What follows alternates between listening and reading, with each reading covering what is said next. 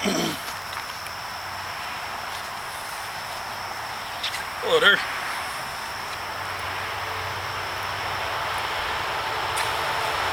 Hi, this is K-Bar user again. I've been tagged in a video, I guess you can call it a tag. Shannon from Youth to Wild wanted to know what 5 things I would carry in a plastic bag. Thought it over, and it's the 5 C's. If you can get away with the 5 C's, you got it made. The question is, what 5 C's do you carry? Well, first off, I would carry a cutting tool. Get that out of the way. I would carry a cutting tool. Why? Self-explanatory. Whether it be a folder, a little 5-inch French trade knife, my K-bar, which would generally be what would go with me. It's self-explanatory. So we would have a cutting tool of some sort.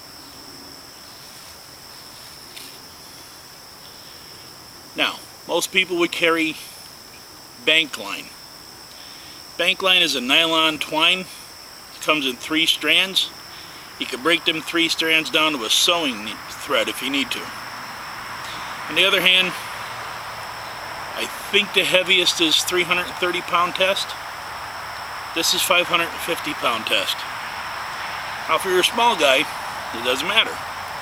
If you're a big guy, the more strength you got, the better off you are. As we all know with paracord, you got your 7 inner strands that can be used for snares and whatnot. This can also be taken down, if you keep twisting these, to sewing line. So it works out the same way. The only difference is bank line holds a knot a lot better than this stuff. So it'd be your option carrying bank line or carrying paracord. And that's the whole idea. It's your option. Next thing I would carry is not a fire steel, not a wet fire, not a Swedish fire steel. I would carry a Doan's mag bar. Now, with the Doan's mag bar, you have the option of a ferrocerium rod on top. You also have the option of all this magnesium. Once I get a fire going, I mean, I could sit there and, you know, scare animals with the sparks. But the idea is, in my mind,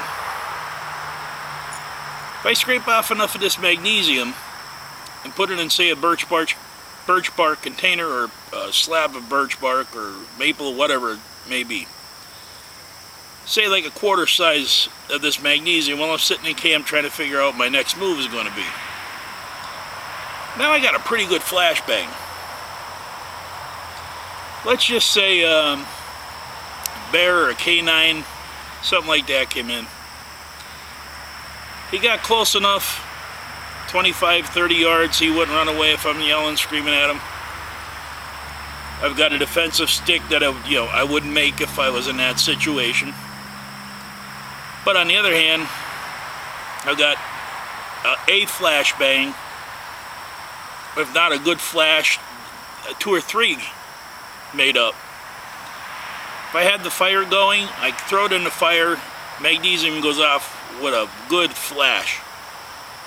Can't say it's going to go poof, but it's going to flare up, and it's a good possibility it's going to scare them if nothing else does. So that not only gives me fire, but it gives me another defensive option besides a knife and a jab stick. Same thing with the paracord or the bank line. Now with this you can peel off what you don't need, say 10 yards of it. Tie a good rock to the end of it, tie a stick to the end of it. Now you got a distance you can swing it around, whip it, whatever. But you got a defensive option with paracord or bank line. So there's 3 defensive options. But that's 3 things that I would carry in a plastic bag. The other thing I would carry in a plastic bag is a lot of people would say, you know, carry your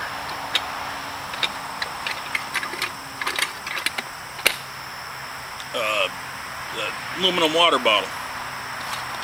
I would carry this.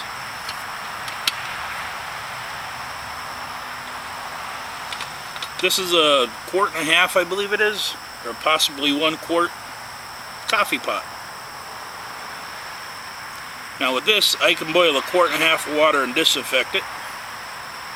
I can make a 1.5 quart of soup if I happen to get an animal or a fish. I could fish with this, I could collect with this. In case you're wondering, yes, you can fish with this. You can, you know, them small minnows in a creek, take the lid off, lay it in the creek, force the minnows into it, pick it up by the bail. You may not have a lot, but it's something. I could collect berries, I could collect roots, I could collect wild edibles in it. Tie it off to there, off to the paracord, and now I got a viable option of having a carry bag, to say.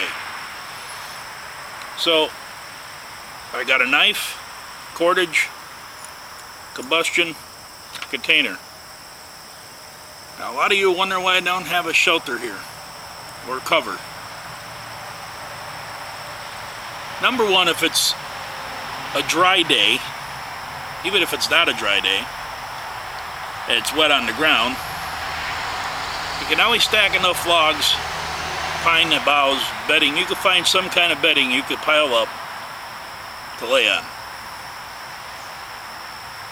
As far as shelter, if I'm out in a survival situation, and if I'm carrying a plastic bag with 5 items, I'm in a survival situation.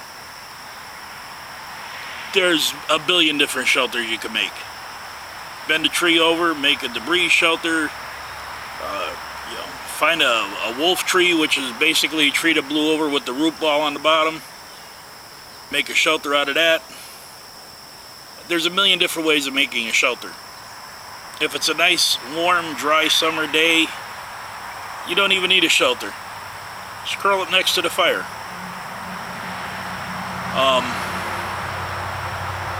If it's a colder day, of course you're going to need a shelter for nighttime. I'm talking, you know, if you got a daytime high in the 60s, the 50s, it might go down into the 40s. If you're a little wet or you're a little damp, you're going to get chilled. Chilled is the first step of hypothermia. So there's been people who've been hypothermic in 60-degree weather. A lot of people would say, hey, well, carry your wool blanket with you. Wool blankets are great. They keep you nice and warm in decent weather. If they're wet, they will keep you warm in decent weather. Don't rely on a wool blanket. I've tried it many a times, and if you're like me, I don't sleep very warm at night. You will get cold in this. I'm not saying you're going to go hypothermic, but you will get cold in this. But let's just say you had the wool blanket with you. With the wool blanket, you do have a shelter. Now you got your cover. You would have a shelter of some type. You would have warmth of some type. Can't say it'd be great, but if you huddle close enough to that fire, you're going to stay warm.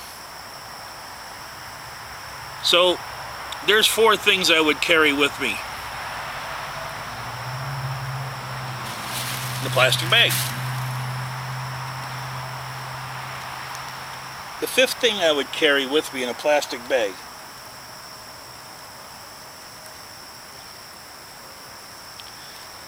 The 5th thing I would carry with me in a plastic bag is a hat. Okay, I'm not nuts. Well, I am, but not generally. The reason why I would carry a hat is for number one, if you get the right type of hat, this is just an old worn out Boonies hat that I've had since 1981.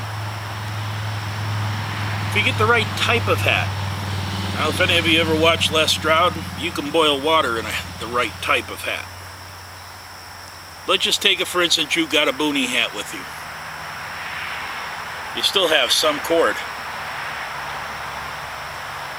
You'd have cover material for your head.